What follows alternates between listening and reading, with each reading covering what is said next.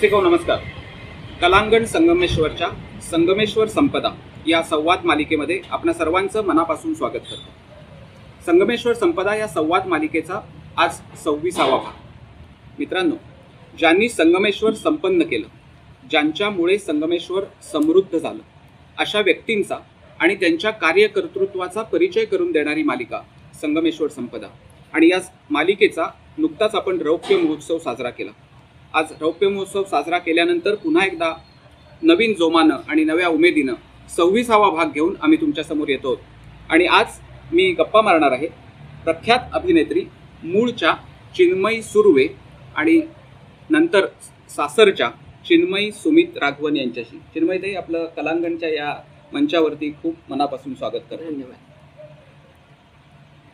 मी आता उल्लेख केला त्याप्रमाणे मूळच्या चिन्मयी सुर्वे आणि चिन्मयी सुमित राघवन या दोन्ही व्यक्तिमत्वाशी मला गप्पा मारायच्या आहेत. पण तिकडे जाताना अगोदर चिन्मयीताईंचं मराठी भाषेवरचं प्रेम आणि त्यांचं मराठी भाषेसाठीचं काम हे सर्वश्रुत आहे. आणि त्याच्यामुळे मला मोह होतोय की त्या मराठी भाषेच्या प्रेमापासून आजच्या संवादाला सुरुवात करण्याचा. ताई, मराठी भाषेचं प्रेम आणि मराठीचा आग्रह तुम्ही जो धरलेला आहे तो तर सर्वांना माहिती आहे. त्याच्याबद्दल तुम्ही अनेक वेळा अनेक प्लॅटफॉर्मवरती बोललेलाही आहे. माझी माहिती चुकत नसेल तर तुमच्या आई मानसशास्त्रज्ञ हो आणि तुमचे वडील हे IAS ऑफिसर असून सुद्धा मराठी साहित्यिक हो. ही जी घरातली पार्श्वभूमी होती, ही पार्श्वभूमी मातृभाषेवरील प्रेमाचे संस्कार करण्यास कारणीभूत झाली. अगदीच. म्हणजे आत्ता जसं तुम्ही म्हणालात की भारतीय प्रशासकीय सेवेत वडील होते, त्यांची प्रामुख्याने जी काही कारकीर्द त्यांची झाली ती मराठवाड्यात झाली. आणि मराठवाड्यामध्ये असा एक रिवाजच आहे तो की जेव्हा कुणीही मोठ्या व्यक्ती येतील, म्हणजे जसे साहित्यिक असतील किंवा मोठे मोठे कलाकार असतील, ते जेव्हा येतील तेव्हा त्यांना हॉटेलमध्ये ठेवायचं आणि मग त्यांच्याबरोबर एक खाना करायचा किंवा एक जेवण करायचं आणि झालं, असं कधीच नसायचं. त्याच्यामुळे जे कोणी मोठे ऑफिसर्स तिकडचे त्या वेळेला असतील, म्हणजे जर जिल्हा पातळीवरती कलेक्टर समजा किंवा विभागीय पातळीवरती असेल तर आयुक्त, ह्यांनी त्यांना आपल्या घरी बोलवायचं, घरी ठेवायचं, घरी त्यांची सरबराई करायची. अशा पद्धतीचं वातावरण मराठवाड्यामध्ये होतं. आणि एकतर त्याच्यात ही पण गोष्ट खूप असते की पश्चिम महाराष्ट्र म्हणा किंवा मुंबईसारखं शहर असेल, तिकडे भरपूर मोठी मोठी हॉटेल्स असतात, पंचतारांकित किंवा अशी सगळी. तशी पद्धत औरंगाबादमध्ये नव्हतीच, मराठवाड्यात तशी हॉटेल्सही नव्हती.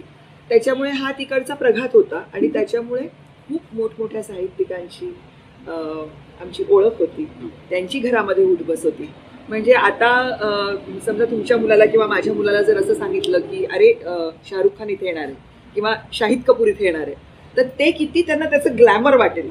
तर असं आम्हाला बाभा बोरकर आज आपल्या घरी येणार आहे, आज आपल्याकडे मंगेश माडगावकर येणार आहे, आज अमक्या कॉलेजमध्ये स्नेहसंमेलन आहे, स्नेहसंमेलनांना आवर्जून साहित्यिकांना बोलवायचं, कवींना बोलवायचं, हा तेव्हाचा प्रघात होता. आणि त्याच्यामुळे साहित्य ही अशी काहीतरी दूरची गोष्ट आहे असं कधीच वाटायचं नाही. त्याच्याबद्दल कुतूहल होतंच की कारण मला वाटतं कवी दिसतो कसा आनंदी हे बघण्याचं कुतूहल प्रत्येकाच्याच मनामध्ये असतं. तसं आमच्याही मनामध्ये ते होतं आणि ते आमच्या आईवडिलांनी फार सुंदर पद्धतीने जोपासलं. एकतर मराठवाड्यामध्ये टेलिव्हिजन फार उशिरा आला. म्हणजे मी 10वीत असताना टेलिव्हिजन आला. त्याच्यामुळे करमणुकीसाठी किंवा मनोरंजनासाठी पुस्तकं, साहित्य वाचणं हाच सगळ्यात मोठा म्हणजे आम्हाला दिलासा होता किंवा मार्ग होता. त्याच्यामुळे मला असं वाटतं की तो भाषेचा संस्कार असेल, साहित्याचा संस्कार असेल, तो त्या वातावरणातून झाला. म्हणजे कधीतरी तो म्हणजे असं आपण म्हणतो ना की काही प्रतिकूल गोष्टी ज्या असतात त्या तुम्हाला अनुकूल ठरतात. तसंच झालं बहुतेक की टेलिव्हिजन नाही, एवढा भडीमार चॅनल्सचा नाही, ह्याच्यामुळे साहित्याशी नाळ जोडली गेली. आणि तिथेच कुठेतरी एकतर आईवडिलांनी फार सुज्ञपणे हा निर्णय घेतला होता, कारण तेव्हा सुद्धा IAS ऑफिसर्सची मुलं अगदी म्हणजे विरळाच ह्या शाळांमध्ये जात, मराठी शाळांमध्ये. पण माझे आईवडील खरंच सुज्ञ होते, सुजाण होते. त्याच्यामुळे त्या दोघांनीही हा निर्णय घेतला होता की आम्ही मराठी शाळांमध्ये शिकावं. त्याच्यामुळे जशा काही बदल्या होतील तशा जिल्हा परिषद, नगरपालिका ते खाजगी शाळा अशा सर्वत्र संचार करून आम्ही 12 गावांमध्ये आमचं शिक्षण झालेलं आहे. त्याच्यामुळे मला असं वाटतं की भाषेचा संस्कार फारच सुंदर आहे आमच्यावरती. खऱ्या अर्थानं 12 गावचं पाणी अगदी प्यायलेलं मी आहे शब्द वापरले आज. अशा तुम्ही आता तुम्ही बोलताना उल्लेख केलात बोरकरांचा किंवा पाडगावकरांचा. तर मी मगाशी म्हटलं त्याप्रमाणे तुमच्या वडिलांना म्हणजे प्रशासकीय सेवेत काम करताना सुद्धा विशेष साहित्याची आवड होती, किंबहुना ते साहित्यिकच होते. तर त्याच्यामुळे ह्या सगळ्या मोठ्या मोठ्या कवींची तुमच्या घरातली काव्य मैफल जी काय रंगत असेल तीही तुम्हाला वेगळे संस्कार देऊन गेली असेल, किंबहुना ह्या तुमच्या पुढच्या मराठी प्रेमासाठी ती बीज त्या काव्य मैफिलीतून रुजून पुढे आली असतील. तर त्याची काय आठवण माझे वडील रवींद्र सीताराम सुर्वे हे स्वतः कवी होते. त्यांचं MA मराठीत होतं आणि नंतर मग ते सर्व्हिसेसमध्ये आले. त्यांना खरं तर मराठीचा प्राध्यापकच व्हायचं होतं. जगन्नाथ शंकरशेठ स्कॉलरशिप मिळालेले, संस्कृत आणि मराठीमध्ये अत्युच्च गुण मिळालेले, पाली उर्दूचा तेवढाच अभ्यास असलेले असे साहित्यिक होते. आणि अत्यंत सामाजिक अशी त्यांची कविता होती. आधी प्रेमकविता, नंतर ती सामाजिक झालेली कविता. माझी बहीण शिवप्रिया सुर्वे ही लिहिते. माझी आई स्वमग्न मुले आणि आपण असं तिचं पुस्तक आहे. त्याच्यामुळे ऑटिझम सकट मानसशास्त्रातल्या ज्या काही गोष्टी आहेत त्याच्यावरती तिने स्वतः लिहिलेलं आहे. त्याच्यामुळे खरं तर न लिहिणारी मी एकच होते, वाचणारी मी एक होते. फक्त वाचक मी एक आणि लिहिणारे अनेक असं वातावरण घरामध्ये होतं. मंगेश पाडगावकर असतील, वसंत बापट असतील किंवा नारायण सुर्वे असतील, बाभ बोरकर असतील, तर ह्यांच्या अशा गप्पा रंगायच्या घरामध्ये आणि ते इतके विषय बोलायचे आणि प्रत्येकजण आपापल्या प्रदेशातली भाषा घेऊन यायचा. म्हणजे बाभ बोरकर जेव्हा बोलायचे तेव्हा त्यांना एक असा एक सानुनासिक एक वेगळाच त्यांचा सूर होता बोलायचा, जो गोव्याच्या कोकणीचा होता. आणि त्याच्यामुळे त्यांचं काव्य गायन असायचं. ते कविता गाऊन सादर करायचे वाचण्यापेक्षा. त्याच्यामुळे अजूनही माझ्या मनामध्ये इंद्रदिनांचा सरसरेना विसरू म्हणता विसरेना असेल, किंवा सरीवर सरी आल्या ग सचैल गोपीन हाल्या ग, ही कविता असेल. तर ती म्हणताना इतका त्यांचा तो असा एक सांद्र सूर असायचा सुंदर, आणि तो असा असा राहायचा, मनात रुंजी घालत असायचा कित्येक वेळ नंतर सुद्धा. अजूनही त्यांच्या कविता वाचताना त्यांच्या सुरासकट त्या मी वाचते बरेचदा. तर हे आम्हाला खूप अनुभवायला मिळालं. आवर्जून आई वडील ह्याचा प्रयत्न करायचे की त्यांनी कधी आम्हाला, म्हणजे ते तेव्हा सुद्धा हे फॅड होतंच, न्यू इयरची पार्टी आणि अशा सगळ्या गोष्टी, पण तिथे आम्हाला पाठवण्यापेक्षा आंबेजोगाईला साहित्य संमेलन घडतंय, साहित्य संमेलन जाऊन बघून या. म्हणजे मी 5वीत, मोठी बहीण 8वीत, ही काही वय नव्हेत एक एकट्याने प्रवास करायची आणि मुलींना कोण सोडतं असं. पण त्यावेळेचं वातावरणच असं होतं की अनंतराव भालेराव होते किंवा सुधीर रसाळ होते, समीक्षक मोठे. ह्या सगळ्या लोकांबरोबर आम्हाला मराठवाड्याच्या भाषेत लावून दिलं होतं आम्हा मुलींना की जा साहित्य संमेलन बघा. आणि मग तिथे ऊन किती आहे, ह्या मुली कशा राहतील, काय करतील, रात्री काय जेवतील, ह्याची अजिबात तमा न बाळगता जा, ह्या मुली जातील, तिथे त्यांना ऐकायला खूप मिळेल, पुस्तकं हाताळायला खूप मिळतील, असा विचार करून आम्हाला पाठवायचे. आणि हे सगळ्या मोठ्या लोकांचं मोठेपण याच्यात होतं की ह्या जेव्हा घरातल्या मैफिली जेव्हा सजायच्या, जेव्हा हे घरी गप्पा मारायचे, तेव्हा या मुली लहान आहे, त्यांना ह्याच्यातलं काय कळेल, असं करून कधीच आम्हाला दूर लोटलं नाही, आम्हाला बसू दिलं तिकडे. म्हणजे 8वीत असताना मी पहिल्यांदा सखाराम बाइंडर वाचलं, तेव्हा कुणी माझ्या हातातून ते पुस्तक हिसकावून नाही घेतलं की हिला काय कळणार आहे ह्याच्यातलं, हे का तिने वाचावं, असं नाही म्हटलं. आईचं म्हणणं होतं जे तिला कळेल ते तिला कळेल, जे तिला कळणार नाही ते तिच्या मनात राहील, त्याचा उलगडा तिला नंतर होईल. पण म्हणून तिने वाचायचंच नाही, बंदीच करायची, गोष्टी बॅनच करायच्या, असलं वातावरण घरात अजिबात नव्हतं. 8वीत असताना वाचलेल्या सखाराम बाइंडरचा उपयोग पुढे झाला, त्याच्याबद्दल आपण बोलूया. पण आता तुम्ही ह्या प्रश्नाचं माझ्या उत्तर देताना एक उल्लेख केलात की तुमची बहीण पण कविता करते म्हणून. तर एका कुठल्या तरी तुमच्या कार्यक्रमामध्ये त्या बहिणीची कविता तुम्ही म्हटल्याचं मी ऐकलं होतं. एक झलक. नाही, तुम्ही असं करू शकत नाही.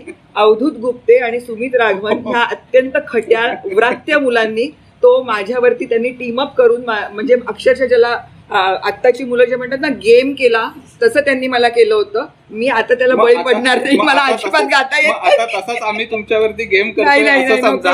आणि 2 ओळी फक्त नको नको, अहो नको, असं नको. पद्यात जर असेल तर मी म्हणू शकतो. पद्यात नाही, पद्यात परवानगी. अस्वस्थ वाहतो वारा रस्त्यावर कोणी नाही. अस्वस्थ वाहतो वारा, रस्त्यावर कोणी नाही. मन कुंद कुंद झालेले, मज स्मरते आहे काही.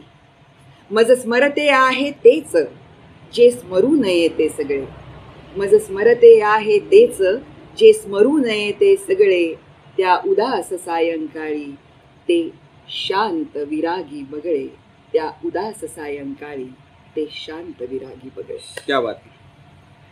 चिन्मयताई, ह्या तुमच्या सगळ्या मराठी प्रेमाकडे, मराठी भाषा संवर्धनाबद्दलच आपण आता बोलतोय. ह्याच सगळ्याबद्दल बोलत असताना तुम्ही तुमच्या ह्या सगळ्या कलेच्या प्रवासामध्ये गुजराती नाटक केलं. ह्याच कलेच्या प्रवासामध्ये तुम्ही कानडी चित्रपटही केला. अशा बहुभाषिक कलांमध्ये काम करताना इकडे तुम्ही जेव्हा मराठी किंवा मातृभाषेवरती प्रेम करता आणि मातृभाषेवरती प्रेम करण्याचा आग्रह करता, तेव्हा तुम्ही ज्या वेळेला बहुभाषिक कलांमध्ये काम केलं तेव्हा तिथल्या भाषेच्या आग्रहाबद्दल आणि तिथल्या भाषेच्या प्रेमाबद्दल त्या लोकांचा तुमचा अनुभव कसा होता? मी खरं सांगू का, मराठीचे जे निरनिराळे भाषा प्रकार आहेत त्याच्यामध्ये आपण मागधी म्हणतो, प्राकृत म्हणतो, तशीच पैशाची भाषा म्हणून मुंबईमध्ये गुजराती आहे. म्हणजे मराठीची पैशाची वेगळी, पण ह्या भाषेला मी पैशाची असं म्हणते. कारण खरंच म्हणजे मी मराठी नाटकात काम करत होते. आता तुम्ही काय सगळी घरचीच मंडळी आहेत त्याच्यामुळे व्यवहार सांगायला काही हरकत नाही. मी मराठी पहिलं नाटक करत होते तेव्हा माझी नाईट होती 100 रुपये, आणि मी गुजराती नाटक जेव्हा पहिलं केलं तेव्हा माझी नाईट होती 800 रुपये. हा फरक आहे. त्याच्यामुळे 30 प्रयोग जर गुजराती नाटकाचे केले तर दिवसाला 800 रुपये मला मिळणार, म्हणजे मी कितीतरी पैसे मिळणार. आणि तेच मी मराठी नाटकाचे प्रयोग केले तर मला दिवसाला 100 रुपये मिळणार आणि पूर्ण 30 दिवस प्रयोग पण नसणार. असं ते गणित असतं खरं तर. पण ते म्हणून मी ते केलं होतं नाटक असं नव्हतं. त्यावेळेला मराठीत खरंच म्हणजे माझ्याकडे कुठलंच चांगलं प्रोजेक्ट नव्हतं. आणि त्यावेळेला मी एक सिरियल हिंदी सिरियल करत असताना जतीन कणाकिया नावाचा एक अत्यंत गुणी नट, तुम्ही सगळ्यांनी त्यांचं नाटक श्रीमान श्रीमती नावाची त्यांची सिरियल खूप गाजलेली होती. अतिशय अतिशय ज्याला आपण स्ट्रेट फेस ह्युमर म्हणतो, की असा चेहऱ्यावरती काहीही आणू न देता कॉमेडी करणारे जे श्रेष्ठ कलाकार होऊन गेले त्यांच्यामधले जतीन कणाकिया एक होते. अत्यंत सभ्य कलाकार, अत्यंत संयत कलाकार. ते माझ्याबरोबर त्या सिरियलमध्ये काम करत असताना ते मला म्हणाले की 4 दिवस प्रेम नावाचं आम्ही नाटक करतोय. गुजराती रंगभूमी ही जवळजवळ मराठीवरती तरलेली रंगभूमी आहे मुंबईतली तरी. कारण जी नाटकं मराठीत खूप चालतात त्या नाटकांचं भाषांतर तिकडे होतं आणि ती नाटकं तिथे केली जातात. आणि खरं तर ते त्या पठडीतलं नाटक नव्हतं, कारण तिकडे कुठली नाटकं चालतात, स्थळ दिवाणखाना अशा टाईपची जी आपली नाटकं असतात ती शक्यतो तिकडे जास्त चालतात नाटकं. पण तरीसुद्धा हे एकदमच वेगळं प्रयोगशील नाटक होतं की ज्याच्यामध्ये आम्ही सगळेच जण जवळजवळ 9 भूमिका करायचो. आणि ते नाटक करायचंय गुजरातीमध्ये, तर तू करशील का असं विचारलं. तर मी म्हटलं मला गुजराती येत नाही, मला ती भाषा अवगत नाही. आणि मुंबईत जे लोक राहतात ना, म्हणजे आता तुमच्याकडे सुद्धा मला वाटतं की गुजरातीचा संस्कार इकडे असण्याचं काही कारण नाही. पण ते जर तुम्हाला कोणीतरी म्हटलं की मालवणी कराल का, तर तुम्ही म्हणाल की हा ते जवळपास आहे, कानावरती पडलेला आहे, थोडासाच फरक करायचा आहे, तर तो कदाचित तुम्हाला करता येईल. जरी तुम्ही मराठी भाषक असलात तरीही तुम्हाला ते साधेल. पण त्याच्यामुळे मी थोडीशी बावचळले आणि मी म्हटलं की नाही मला गुजराती येत नाही. तर त्याच्यावरती जतीन कणाकिया हसून मला म्हणाले की अरे हां, पण त्याने ऍक्टिंग आवडायचे ना. म्हणजे हो, पण तुला ऍक्टिंग येतं ना, अभिनय येतो ना तुला, भाषा फक्त येत नाहीये, ती शिकशील. इथे खूप लोक असे आहेत की ज्यांना भाषा येते पण ऍक्टिंगच येत नाही असं त्यांनी सांगून मला अक्षरशः फशी पाडलं ते करायला. आणि जेव्हा पहिल्यांदा मी ते करायला लागले तेव्हा नुकतं माझं लग्न झालं होतं आणि माझी या सासूबाई ह्या एक वेगळंच व्यक्तिमत्व आहेत. त्या लिंग्विस्ट आहेत जवळजवळ. त्या मफतलालमध्ये रिसेप्शनिस्ट कम टेलिफोन ऑपरेटर म्हणून त्यांनी जवळजवळ 35 वर्ष काम केलं आणि रिटायर झाल्या. पण मम्मींना तमिळ भाषा येते, त्या कर्नाटकातल्या आहेत मूळच्या, त्याच्यामुळे त्यांना कन्नड भाषा उत्तम अवगत आहे. लग्न झाल्यानंतर त्या तमिळ लिहाय वाचायला शिकल्या. त्यांना गुजराती, कारण मफतलालमधलं सगळंच वातावरण गुजराती, म्हणून त्या गुजराती लिपीसुद्धा शिकल्या. आणि त्यांनी एका रात्रीत बसून मला माझं पूर्ण गुजराती स्क्रिप्ट हे देवनागरीत लिहून दिलं होतं. आणि उत्तम अक्षरात 2 टाईप केलेल्या त्या ओळींच्या मधल्या जागेमध्ये बरोबर अत्यंत सुवाच्य आणि सुंदर अक्षरामध्ये त्यांनी ते मला लिहून दिलं होतं.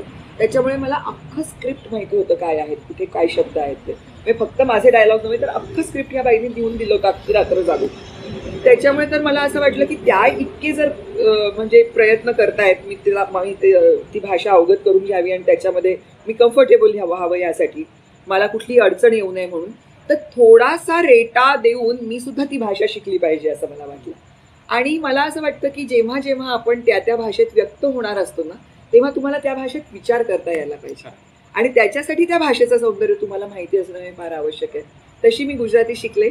आता मी नुकतं वाचलेलं पुस्तक म्हणजे गुजरातीमधलं कवी मरीज नावाचे एक शायर आहेत, त्यांचे कविता संग्रह मी वाचू शकते इतपत मला आता गुजराती येऊ. आता तुम्ही गुजराती व्यवस्थित म्हणजे आता परत बोलू शकता. गुजराती नाटक करायची वेळ आली तर आता नाही करता येणार, करायला लागणार. तुम्ही आता मम्मींचा उल्लेख केला तुमच्या, म्हणून तेवढंच आठवलं की तुमच्या मम्मी कानडी आहेत असं तुम्ही म्हणालात. तुमचे सासरे तामिळ आहेत. हो, अर्थातच नवरा तुमचा तामिळ.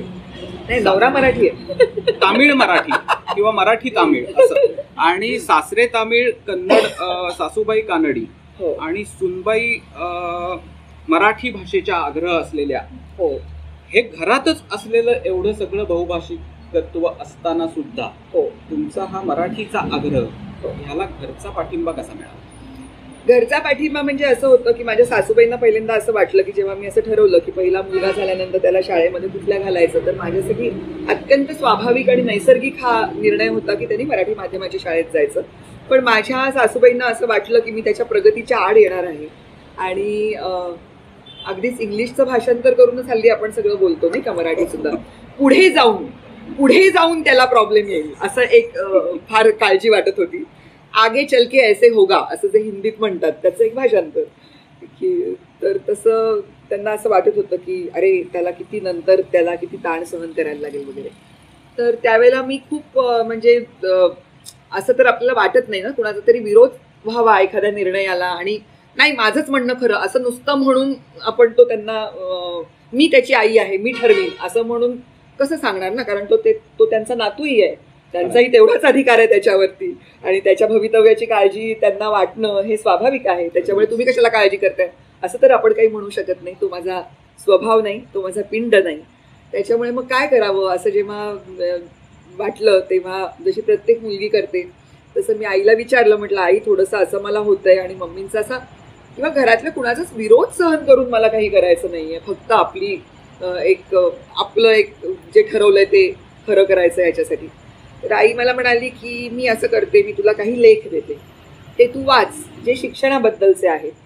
आणि ते दोन्ही बाजूंचे होते, म्हणजे असं नाही की माझाच निर्णय कसा बरोबर हे सांगणारेच होते असं नाही, काही असे होते काही तसे होते. हे सगळं तू वाच आणि त्याच्यानंतर तू निर्णय घे. आणि ते जेव्हा वाचलं तेव्हा लक्षात आलं की जगभरातले सर्व शिक्षणतज्ञ, सर्व मानसशास्त्रज्ञ हे ठामपणे ही एकच गोष्ट वारंवार सांगतात. पहिल्यांदा मत म्हणून सांगतात, त्याच्यानंतर संशोधन करून त्या संशोधनाचा निष्कर्ष म्हणून सांगतात की मुलांनी आपल्या मातृभाषेत शिकणं हे कधीही त्याच्या व्यक्तिमत्व विकासासाठी अत्यंत आवश्यक आहे. कारण पहिलं वर्ष ते 8वं वर्ष ही मुख्य जडणघडणीची वर्ष असतात. त्यावेळेला त्यांचं जर घेण्याचं जे शिक्षण आहे ते जर तणावरहित असेल, जर ते सहज शिक्षण असेल, जर ते आनंददायी असेल, तर मला वाटतं त्याचा त्यांना खूप फायदा होऊ शकतो. त्याच्यामुळे मग हे सगळं वाचल्यानंतर ती चर्चा मम्मी पप्पांशी केली. त्या दोघांशी बोलल्यानंतर मग त्यांनी थोडंसं पहिल्यांदा त्यांना तरीही थोडंसं किंतु परंतु असं करत ती ॲडमिशन झाली मुलाची. पण जेव्हा मुलगी मराठी शाळेत गेली, माझी दुसरी मुलगी मराठी शाळेत जेव्हा जायला लागली, तेव्हा अत्यंत प्रयोगशील शाळा होती ती. आणि तिथे भाऊलीचं लग्न, त्याच्यानंतर मग काय त्यांचं जीवन कौशल्य शिकवायची म्हणजे काय, तर त्याच्यामध्ये उकडलेला बटाटा घेऊन जायचा, तो सोलायचा, मग त्याची भाजी. मग माझी 3 वर्षाची मुलगी घरी येऊन म्हणे, 3.5 वर्षाची मुलगी, अम्मा आयुष्यात अशी बटाट्याची भाजी मी कधी खाल्ली नाही. 3.5 वर्षाचं वय, ती येऊन मला सांगते की आयुष्यात मी अशी बटाट्याची भाजी कधी खाल्ली नाही, कारण ते मी सोललेले बटाटे होते आणि ती म्हणून की चविष्ट होती. हे सगळं वातावरण, हे सगळं घरगुती वातावरण, म्हणजे विनोबांनी शिक्षण पद्धतीविषयी बोलताना असं म्हटलं होतं की घर शाळेत घुसलं पाहिजे आणि शाळा घरात घुसली पाहिजे. तर हे तसंच वातावरण होतं. म्हणजे आईच्या साडीच्या वासाच्या मावश्या तिकडे होत्या तिकडे किती मजा असेल शिकायला.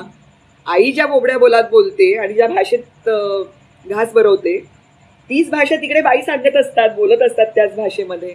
हे वातावरण किती गोड आहे ते माझ्या सासूबाईंना तेव्हा. आणि त्याच्यानंतर मग आजी आजोबांच्या शाळेचा तास असायचा आहे. त्यावेळेला मग ह्या दोन्ही आज्यांना शाळेत जेव्हा जायला मिळालं किंवा दसऱ्याच्या वेळेला पाटीवरती सरस्वती रेखायला मिळाली, जी माझ्या सासूबाईंनी जवळजवळ 40 वर्षांनी रेखाटली, आठवून कारण कोण करतं आता असं असं म्हणून. त्यावेळेला मग त्यांना ते असं जाणवलं की अरे ह्याच्यात काहीतरी एक वेगळी मजा आहे. आणि मग आता त्या दोघांनाही अतिशय आनंद होतो ह्या निर्णयाचा. म्हणजे हेही एक तुमचं कौशल्य आहे की तुम्ही आता जसं म्हणालात की त्यांना विरोध न करता सुद्धा तुम्ही त्यांना हे तुमच्या मराठी प्रेमाला काय म्हणू आपण त्याला पाठिंबा देण्यासाठी किंवा तो एक्सेप्ट करणं असा शब्द आता वापरणं चुकीचं आहे ना, मराठी प्रेमाबद्दल. हरकत नाही. तर मराठीवरती प्रेम म्हणजे इंग्रजीला विरोध नाही. मग मला परवानगी आहे की तो एक्सेप्ट करण्यासाठी तुम्ही त्यांचं मन वळवलं. हे सुद्धा तुमचं कौशल्य. ह्या मराठी प्रेमाकडून तुमच्या कला प्रवासाकडे जाताना फक्त एक मुद्दा ह्या मराठी प्रेमातला आहे, तो म्हणजे ह्या सगळ्या पार्श्वभूमीवरती ह्या पुढच्या काळात तुम्ही सदिच्छा दूत म्हणून मराठी शाळांमध्ये याबद्दल काम केलं. त्या अनुभवाविषयी थोडक्यात बोलून आपण तुमच्या कला प्रवासाकडे जाऊया. बरं, ह्या अनुभवाविषयी म्हणजे असं आहे की काय होतं की ज्या गोष्टी आपल्याला सतत दिसत नाहीत, वेगळे पण वाटतं त्याचं कौतुक होतं. तर मराठी पालकांनी आपल्या मुलांना मराठी शाळेमध्ये घालणं हे वेगळे पण झालेलं आहे सध्या दुर्दैवाने.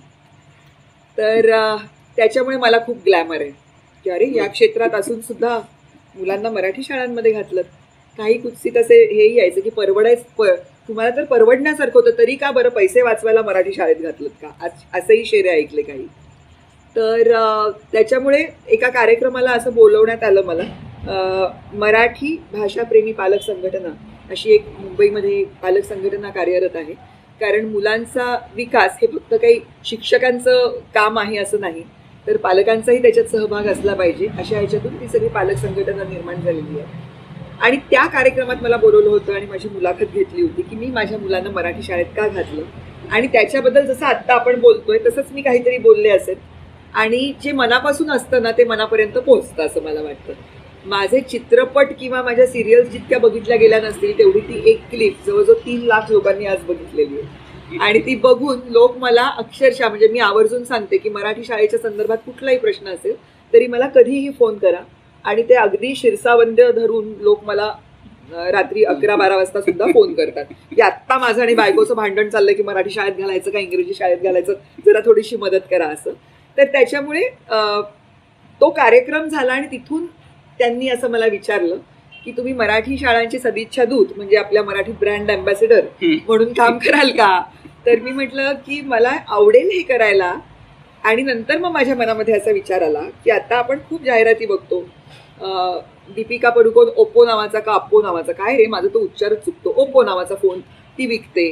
किंवा कुणीतरी एक नट गोरेपणाचं क्रीम विकतो. तर ते त्याचे ब्रँड अँबॅसेडर्स होतात. पण ते प्रत्यक्षात ती गोष्ट वापरतात की नाही ह्याच्याविषयी म्हणजे ती का वापरेल, दीपिका पडुकोन ओप्पो नावाचा फोन का वापरेल मॅक्स, म्हणजे असा प्रश्न पडतो ना आपल्याला. पण मी अशी ब्रँड अँबॅसेडर आहे की मी ते प्रॉडक्ट वापरलंय, यशस्वीपणे वापरलंय आणि त्याचा मला अत्यंत अभिमान आहे. आणि म्हणून मी खरी सदिच्छा दूत आहे. याच तुमच्या मराठी प्रेमामुळे किंवा तुमचे स्वच्छ आणि स्पष्ट शब्दोच्चार जे लहानपणी तुमच्या आई वडिलांचे आणि त्या निमित्ताने जे झालेले सगळे कवी आणि साहित्यिकांचे संस्कार होते, ह्या संस्कारामुळेच प्रथम आकाशवाणीवरती श्रुतिकेतून काम करण्यापासून तुमच्या कलेची सुरुवात झाली आहे ना. हो, त्याच्याबद्दल काय. मी लहान असताना माझी आई जेव्हा डॉक्टर आंबेडकर महाविद्यालयामध्ये मानसशास्त्राची विभाग प्रमुख होती तेव्हा तिच्याबरोबर सुशीला मूळ जाधव ह्या सहअध्यापिका होत्या आणि त्यांचा पालीचा खूप अभ्यास होता. आणि त्यांनी एक वर्षभर औरंगाबाद आकाशवाणीवरती जातक कथांची एक सिरीज, एक मालिका, श्रुतिकांची मालिका करायची असं ठरवलं होतं. बालोद्यानसारखा जसा कार्यक्रम असतो तसा एक कार्यक्रम होता बालरंग म्हणून. आणि त्या कार्यक्रमामध्ये ह्या श्रुतिका सादर करायच्या होत्या. मी 5च वर्षांची होते.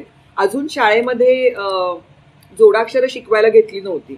आणि मला अजून आठवते तांब्या असा शब्द होता आणि तो शब्द समोर आल्यानंतर मला कळलंच नाही की तो कसा वाचायचा. तर तो मला वाचून दाखवण्यात आला.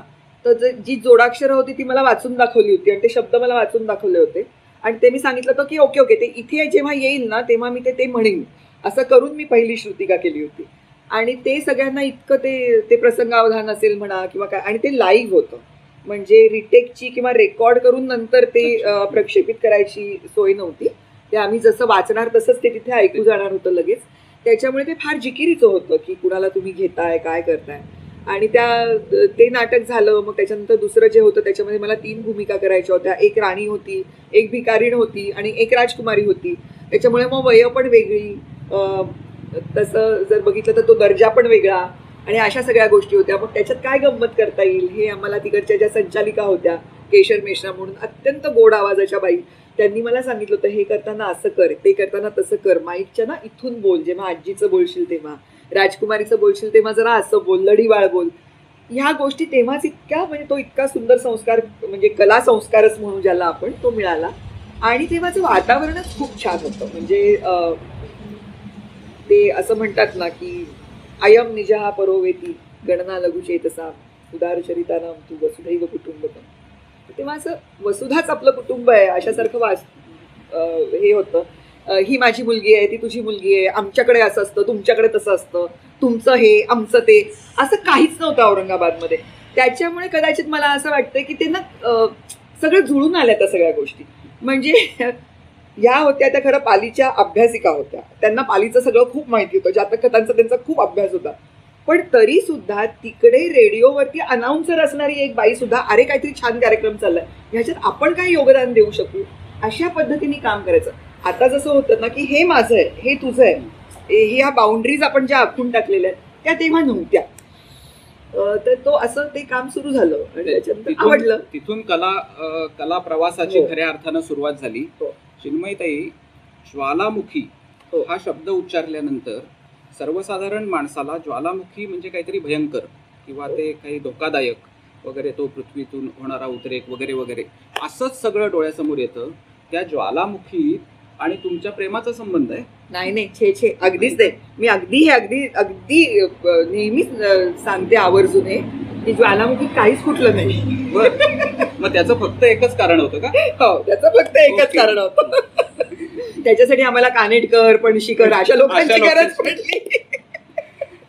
त्यातला गमतीचा भाग सोडून देऊ, पण मला त्या फक्त एकच कारण बद्दल तुमचं एक एक्सपर्ट ओपिनियन ज्याला म्हणून मला विचारायचं आहे की मित्रांनो, जाता जाता आत्ता 2 शब्द न बोललेली म्हणून एक गोष्ट सांगतो आणि पुढे जातो की ज्वालामुखी या नाटकात प्रथम चिन्मयताईंची सुमित राघवन यांच्याशी भेट झाली आणि त्या म्हणतात त्याच्याप्रमाणे फक्त एकच कारण, या नाटकाच्या वेळेला पुढे मग काय लग्न वगैरे सगळं असा विषय झाला, तो तिथे उद्रेक झाला. ते आम्ही आता न बोललेलो म्हणून मी सांगून टाकलं.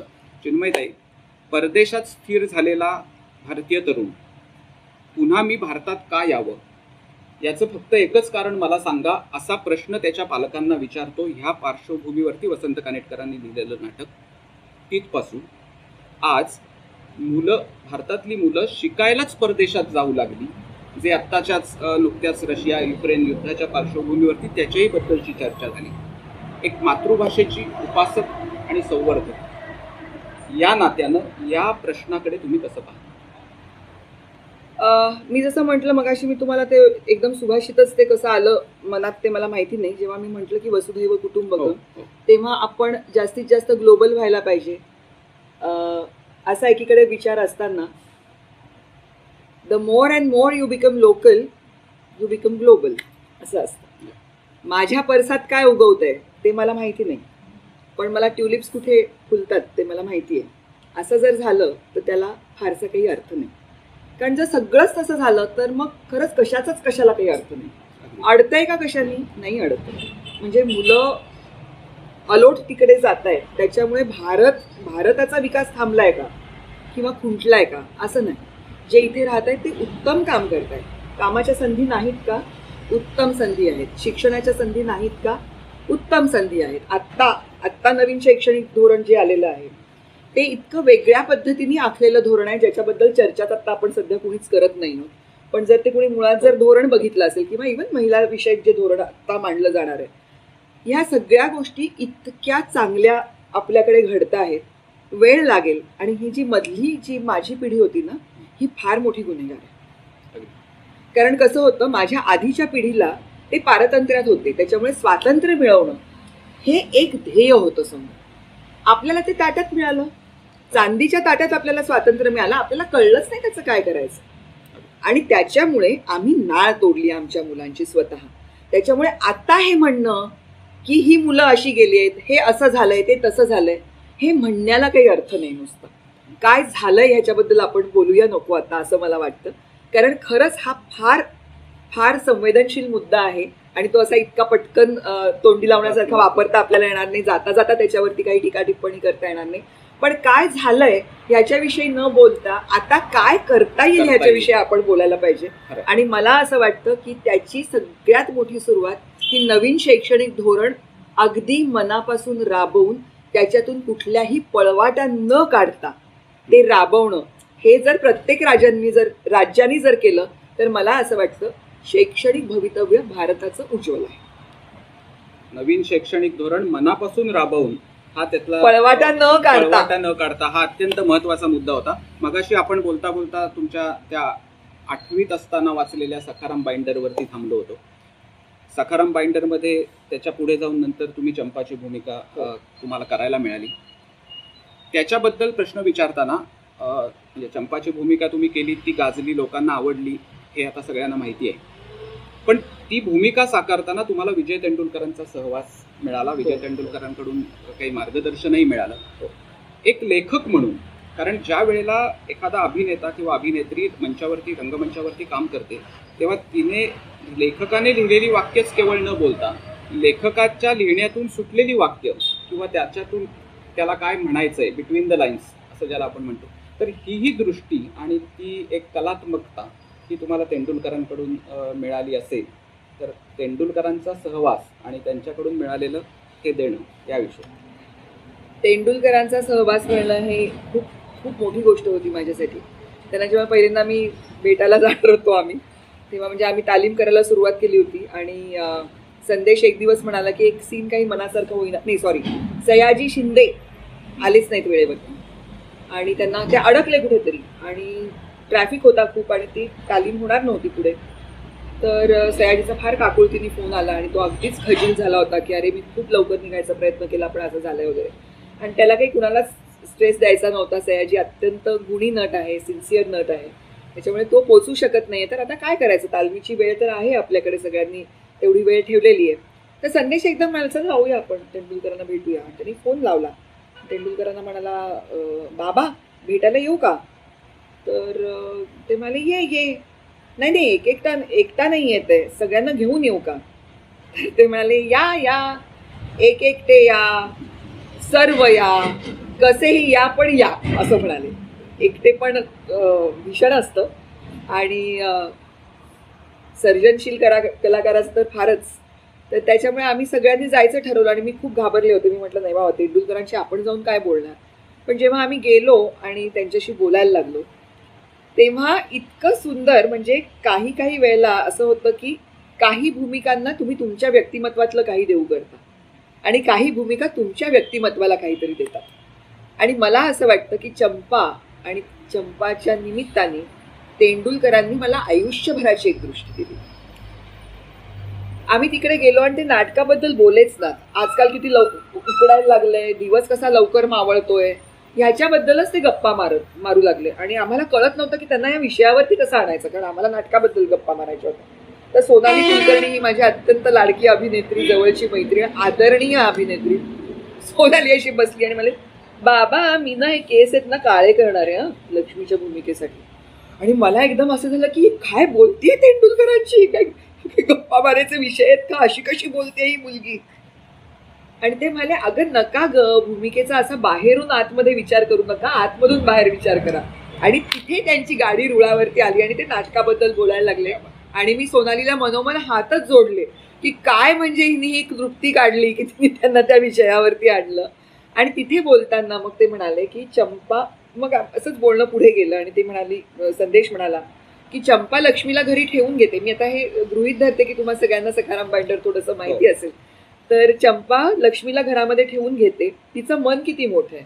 त्यावेळेला तेंडुलकर पटकन म्हणाले की अशा ढोबळ संकल्पना तुम्ही तरुण मुलं वापरू नका. आम्ही वापरून गुळगुळीत केलेत हे शब्द हे शब्द तुम्ही वापरू नका. तिचं मन मोठं नाहीये, तिची समजूत मोठी आहे. क्या बात. ती जे जगलेली आहे, जो भोगवटा तिच्या वाट्याला आला, त्या भोगवट्यातून तिने तिची समजूत घडवलेली आहे. ती म्हणून तुम्हाला असं वाटतं की तिचं मन मोठं आहे. वेअरॅज लक्ष्मी ही कोता विचार करणारी, स्वतः पुरताचा विचार करणारी, अत्यंत इन्सिक्युअर्ड अशी व्यक्ती आहे. त्याच्यामुळे तुम्हाला असं वाटतं की ती छोटी आहे आणि हिचं मन मोठं आहे. पण जे आहे ते असं आहे. तर जे जगणं असतं त्याने तुमची समजूत वाढली पाहिजे. आजच्यापेक्षा माझी उद्याची समजूत ही जर वाढणारी नसेल, मी जर त्या कालच्याच समजुतीला चिकटून बसणारी जर मी असेल, तर मला असं वाटतं मी वाढतच नाही.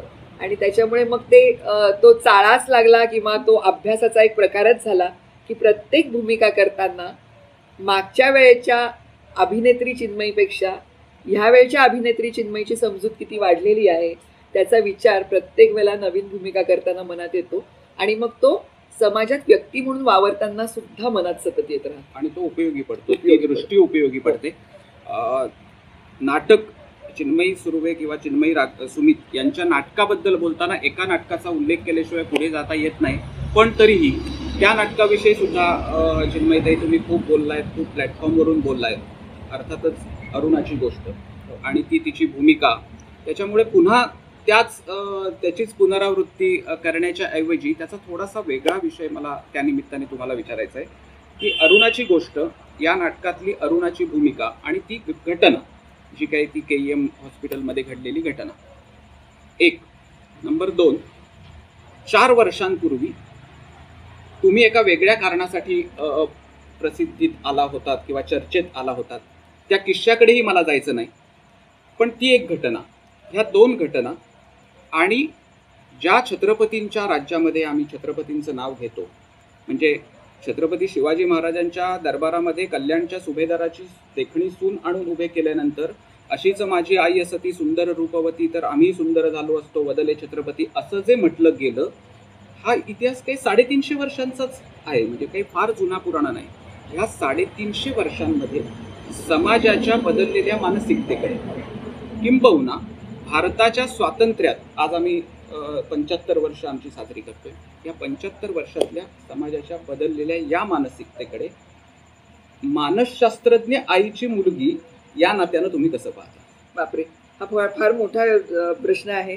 आणि मला वाटतं की ह्याचं उत्तर मी देऊ शकेन की नाही माहिती नाही. कदाचित मी 76 वर्षाची असते तर 75 वर्षाचा अभ्यास करून बोलू शकले असते. नाही तरी नसतं करता आलं. म्हणजे दुसऱ्या वर्षी माझी समज एवढी मोठी नसती. तर मी जसं मी म्हटलं की मगाशी तर मी म्हटलं की मला नेहमीच असं वाटतं की खूप लोक असं म्हणतात ना की पुढची पिढी जी आहे ती फारशी बरी नाही, आम्ही जास्त बरे होतो. हे नेहमीची एक रड असते किंवा नेहमीचा एक अभिमान असतो की आम्ही जास्त बरे होतो, आम्ही नव्हतो असं करत वगैरे.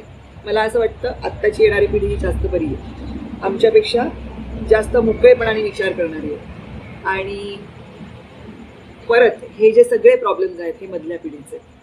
म्हणजे मला जो अनुभव आला की एक व्यक्ती, आणि परत तुम्ही छत्रपतींचं नाव घेतलं, 19 फेब्रुवारी हा दिवस होता. तो 19 फेब्रुवारीला शाळा बंद होती आणि शाळेच्या समोर एक माणूस गाडीत बसून हस्तमैथून करत असताना मी त्याला पकडलं होतं. आणि ही घटना जेव्हा झाली त्यावेळेला मी सतत आता मी अशा पद्धतीने बघते समाजाकडे की मला ज्या गोष्टी खटकतात त्यांच्याबद्दलही मी बोलते आणि ज्या गोष्टी मला खूप चांगल्या वाटतात त्यांच्याविषयी सुद्धा मी बोलते.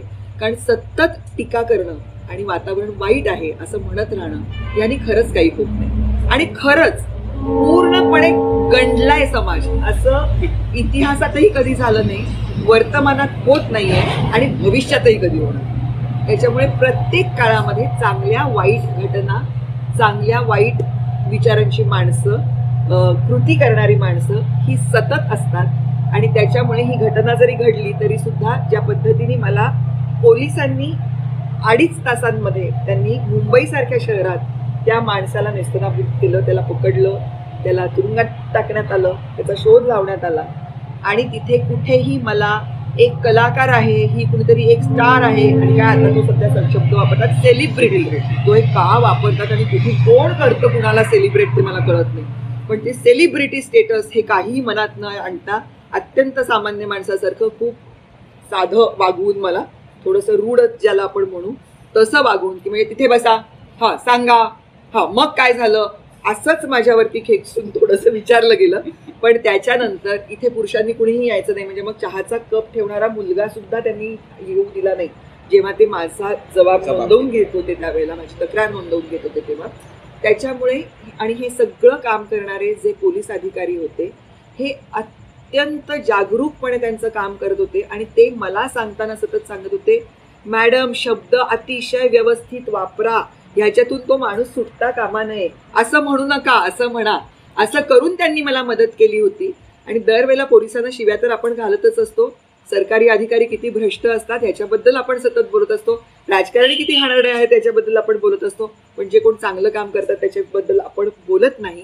त्याच्यामुळे मला असं वाटतं की समाजाविषयी बोलत असताना 350 वर्षांपूर्वी सुद्धा काही समाजातले घटक असे असतील किंवा अपप्रवृत्ती अशा असतील, त्या वेळेला जाचक असतील, त्या आत्ता कदाचित आपल्यापर्यंत येत नाहीत. कारण जे गौरवशाली असतं तेवढंच पुढे जातं आणि जे वाईट असतं ते मागे पडतं. त्याच्यामुळे ते उल्लेख, ते संदर्भ कदाचित आपल्याला माहिती नसतील. पण आत्ताचं जे सामाजिक वातावरण आहे त्याच्यामध्ये आपली जी पुढची पिढी आहे ह्यांच्यामधला लिंगभाव किंवा जेंडर सेन्सिटिव्हिटी ज्याला आपण म्हणू, ते अत्यंत वेगळ्या पद्धतीचे, ज्यांना खरंच उदारचरित म्हणता येईल अशा पद्धतीचा विचार करणारी ही मुलं आहेत. त्या पद्धतीचा विचार करणारी ही पिढी आहे. मला वाटतं चित्र नक्की बदलेल. चांगल्या गोष्टी शाश्वत राहत नाहीत, मग वाईट गोष्टी का राहतील? त्याच्यामुळे त्याही बदलतील असं मला वाटतं. चांगल्या गोष्टीही शाश्वताकडे वाटचाल करतील अशी आपण आशा करूया आणि समाजाकडून तशी अपेक्षा ठेवूया.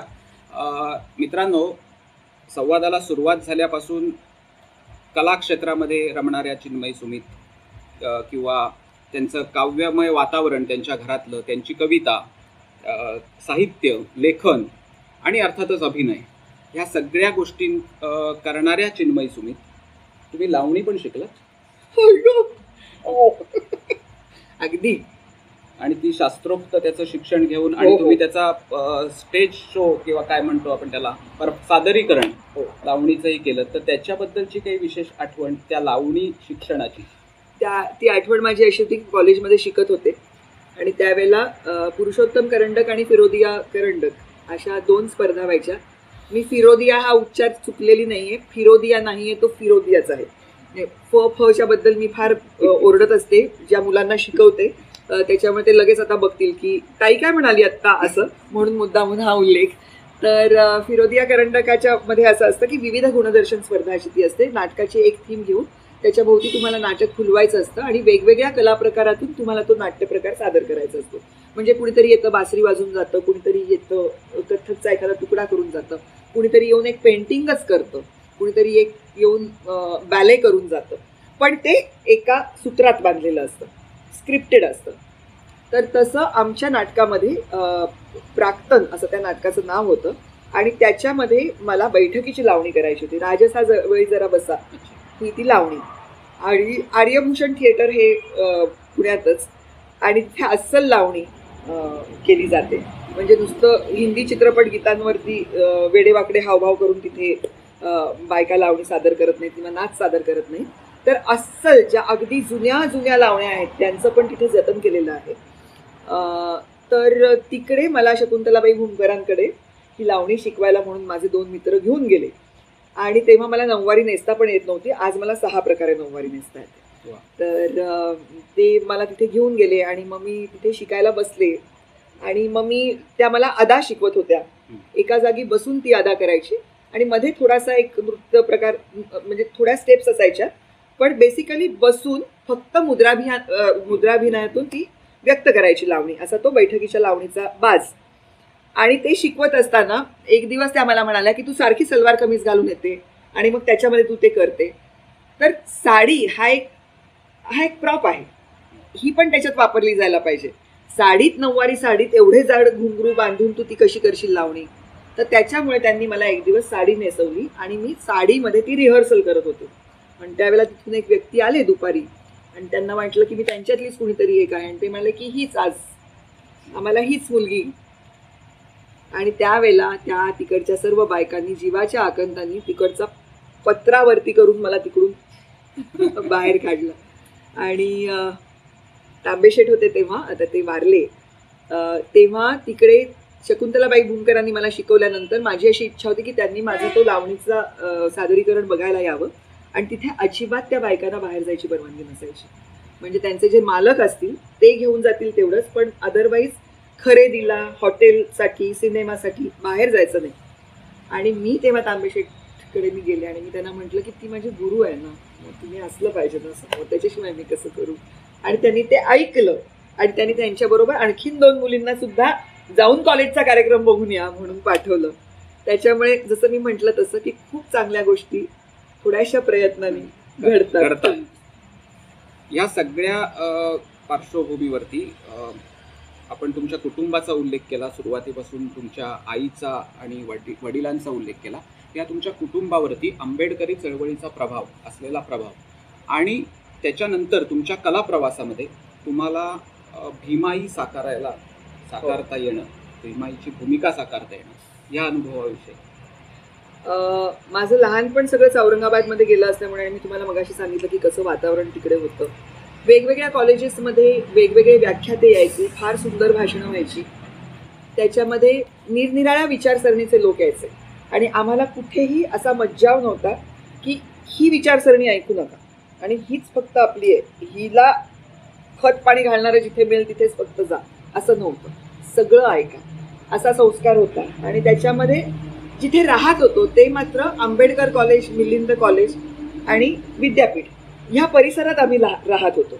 त्याच्यामुळे येता जाता वामनराव कर्डकांचा जलसा असेल किंवा अशा गोष्टी सतत कानावरती पडत होत्या. ते पोवाडे, ती शाहिरी वेगळ्या पद्धतीची आणि ते काव्य, त्याच्यातला संघर्ष, ह्या सगळ्या गोष्टी माहितीच होत्या.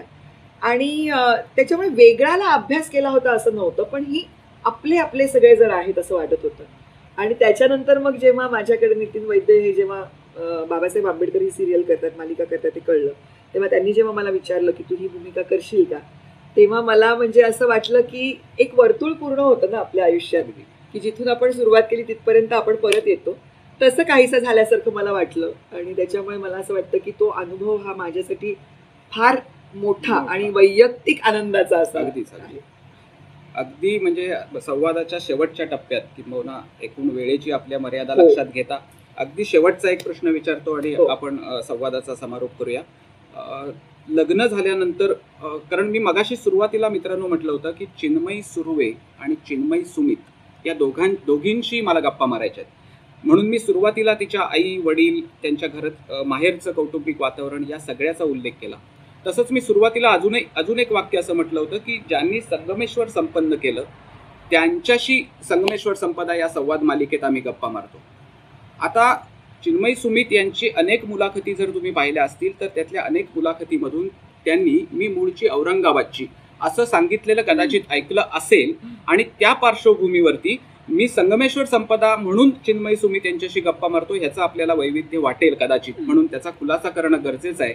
तर चिन्मयी सुर्वे, या सुर्वे यांचं माहेर संगमेश्वर तालुक्यातील कुंभारखाणी हे गाव आहे आणि आज त्या कुंभारखाणीला त्या निमित्ताने इथे आल्या होत्या आणि त्यामुळे आज हा कलांगणला योग आला आणि आम्हाला भाग्य आमचं की तुमच्याशी आम्हाला संवाद साधता आला.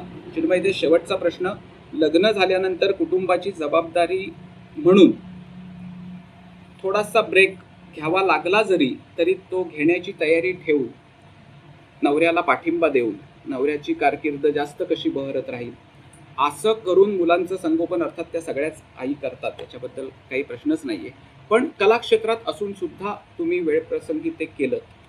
मराठी संस्कृतीचं हे एक द्योतकच म्हणायला लागेल की ज्या तुमच्या मराठी प्रेमाबद्दल आपण सुरुवातीपासून बोलत होतो, तर ते नुसतं भाषेचं नसून ते संस्कृतीचं, हीच आपली संस्कृती आहे. ह्याच्याबद्दल काय सांग? मला असं वाटतं की जर मी जास्त चांगली ॲक्ट्रेस असते सुमितपेक्षा आणि जर माझी कारकीर्द जास्त बहाराची असती त्यावेळेची, तर मला वाटतं की सुमितनी घर सांभाळलं असतं आणि मी करिअर करत राहिले असते. हा थोडासा भाग ह्याचाही होता की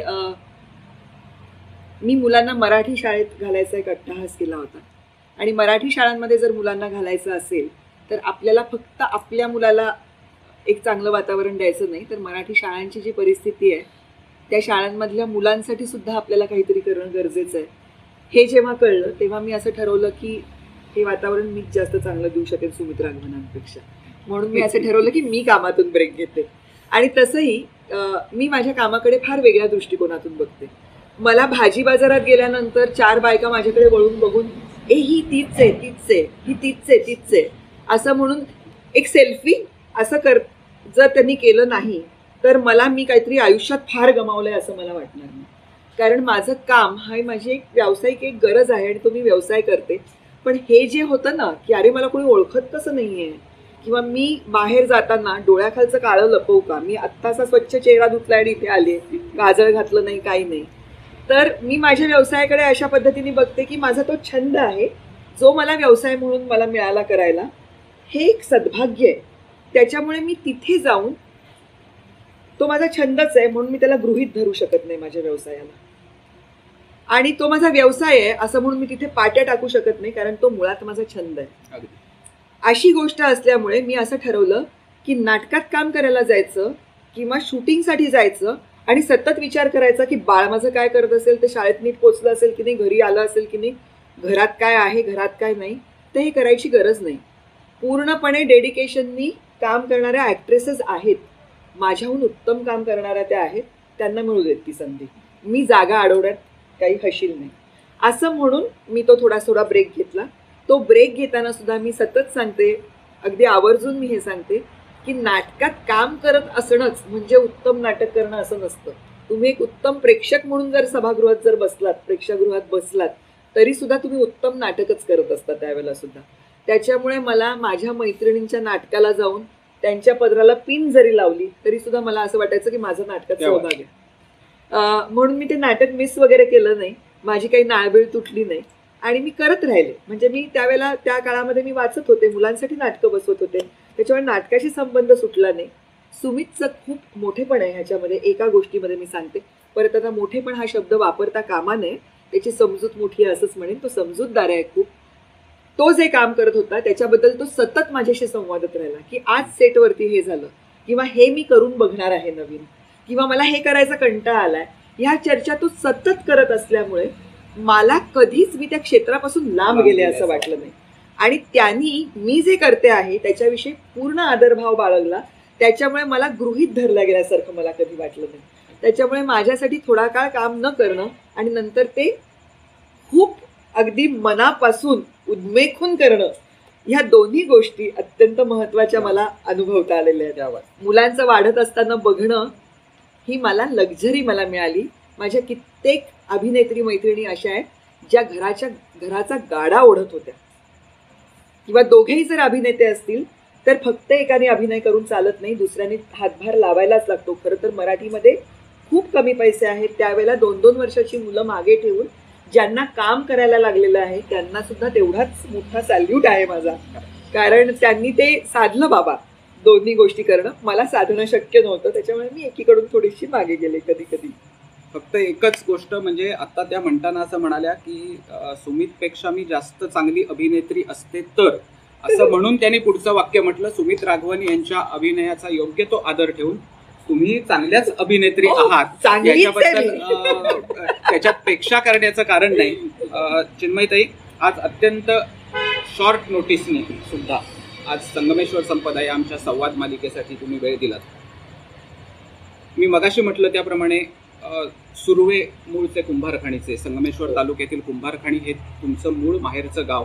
भले 2 पिढ्यापूर्वी ते इथून निघून औरंगाबादला गेले असतील, या पुढच्या काळामध्ये कधीतरी बोलताना मी मूळची औरंगाबादची, त्याही पेक्षा मी आधीची मूळची संगमेश्वर तालुक्यातली, असं तुमच्याकडून कधीतरी आम्हाला ऐकायला मिळालं. सुर्वे मूळचे कोकणातले असं मी सांगत होते, पण संगमेश्वरचं नाव मी आवर्जून घेईन. हेच संगमेश्वर संपदाचं यश आहे आणि याच्याबद्दल तुम्हाला खूप खूप धन्यवाद. तुम्ही कलांगणसाठी वेळ दिलात आणि आज आपण हा संवाद केला. मनापासून शेवटच एकच सांगते फक्त, कुंभारखाणीला मी आज गेले आणि मी बोलताना आज खूप रडू आलं मला. कारण 8 ऑक्टोबरला माझे वडील गेले आणि बरोबर 6 महिन्यांनी मी इथे येते. त्यांची फार इच्छा होती की कोकणात रेल्वे गेली तर मला रेल्वेने मला कोकणात जायचं आहे आणि माझ्या गावी जायचं आहे. ते आम्ही करू शकलो नाही कारण गेल्या 2 वर्षाचा कोविड काळ, आणि त्याच वेळेला त्यांना ते खूप जास्त वाटत होतं की आपण जायला पाहिजे. पण गंमत अशी असते की मी आज गेले तिकडे, जेव्हा गेले तेव्हा मला असं वाटलं होतं की का जाते मी कुंभारखणीला? माझं एकही घर नाही तिकडे, मला कोणीच माहिती नाही तिकडे सुरव्यांचे कोण आहेत आता ते. पण आज जेव्हा मी आले तेव्हा मी एवढं काही घेऊन आली आहे की मला असं वाटतं की मी अर्ध्या रात्रीत जाऊन जो दरवाजा वाजवेन ते घर माझं असेल. त्याच्यामुळे हे प्रेम मला कुंभारखणीने दिलं, संगमेश्वरने दिलं. त्याच्यामुळे मी खरंच खूप कृतज्ञ आहे. आणि असंच असतं, प्रेम सगळीकडेच असतं, आपण फक्त जरा दुर्लक्ष आपणच करतो. तो दोष माझ्यावर. त्याच निमित्तानं तुम्ही कुंभारखणीचा उल्लेख केलात. कुंभारखणीमध्ये तुम्ही वारंवार याच्यानंतर या. कलांगण सारखी आमची संस्था कलेच्या क्षेत्रात धडपडणाऱ्या कार्यकर्त्यांची संस्था आहे. तुम्हाला या आमच्या हजारो प्रेक्षकांच्या साथीनं कलांगणसाठी सुद्धा तुम्हाला मी निमंत्रण देतो या माध्यमातून की कलांगणमध्येही तुमचं स्वागत आहे. जसं कुंभारखणीत स्वागत झालं तसंच कलांगणमध्ये आभार मानतो. मित्रांनो, कलांगण संगमेश्वरच्या संगमेश्वर संपदा या संवाद मालिकेत आज 26वा भाग मी गप्पा मारल्या प्रसिद्ध अभिनेत्री चिन्मयी सुमित यांच्याबरोबर. हा भाग आपल्याला कसा वाटला आम्हाला नक्की लिहून कळवा. ह्या वेळेपासून आम्ही एक बदल करतोय, तो म्हणजे आत्तापर्यंत आपण संगमेश्वर संपदा ही संवाद मालिका फेसबुक पेजवरून पाहत होतो. यानंतर 26व्या भागापासून ही संवाद मालिका एकाच वेळी फेसबुक पेज, कलांगणच्या फेसबुक पेज आणि कलांगणच्या यूट्यूब चॅनलवरूनही आपण पाहू शकणार आहोत. या दोन्ही माध्यमातून आपण या संवाद मालिकेचा लाभ घेऊ शकता. आपण आमच्यावरती प्रेम करता, असंच करत राहा. लवकरच नवीन भागासह पुन्हा भेटू. तोपर्यंत खूप खूप धन्यवाद. नमस्कार.